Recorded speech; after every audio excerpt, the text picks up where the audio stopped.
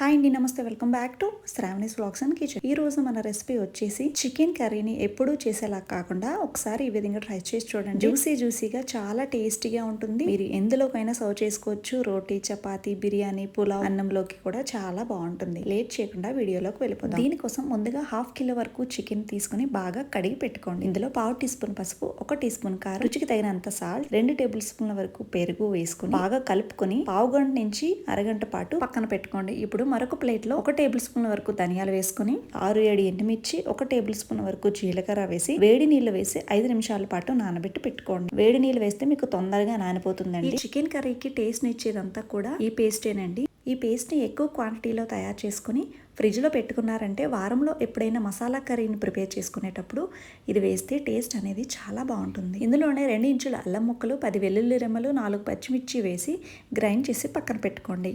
ఇప్పుడు curry prepare చేసుకోవడం కోసం ప్యాన్లో 2 టేబుల్ స్పూన్ల వరకు ఆయిల్ వేసుకుని ఆయిల్ వేడిన తర్వాత 2 లవంగాలు, ఒక చిన్న బిర్యానీ ఆకు, 2 మీడియం సైజులో ఉండే ఉల్లిపాయని వీలైనంత చిన్న ముక్కలుగా కట్ చేసుకుని వేసుకోండి. ఉల్లిపాయ ముక్కలన్నీ కూడా గోల్డెన్ బ్రౌన్ కలర్ వచ్చేంత వరకు కూడా బాగా మగ్గనివ్వాలి. తర్వాత గ్రైండ్ చేసుకున్న పేస్ట్ 3 టేబుల్ స్పూన్ల వరకు వేసుకుని ఆయిల్ సపరేట్ అయినంత వరకు కూడా ఫ్రై చేసుకోవాలి. ఈ పేస్ట్ అనేది చికెన్ కర్రీ రుచిని ఇంకాస్త పెంచుతుంది. తర్వాత ఇందులో మ్యారినేట్ చేసి పెట్టుకున్న చికెన్ వేసుకొని బాగా కలుపుకొని మూత పెట్టేసి లో టు మీడియం ఫ్లేమ్లోనే చికెన్ నుంచి నీరంతా ఊరి ఆ నీరంతా కూడా ఇంకిపోయేంత వరకు కూడా ఫ్రై చేసుకోవాలి.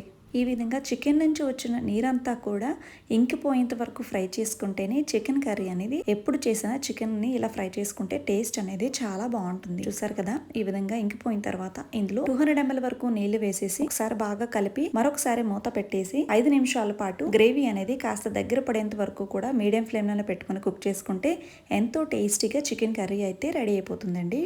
ఇది మీరు చపాతీ, రోటీ, బిర్యానీ, పులావ్, అన్నంలోకి ఎందులోకైనా సర్వ్ చేసుకుంటే చాలా టేస్టీగా ఉంటుంది.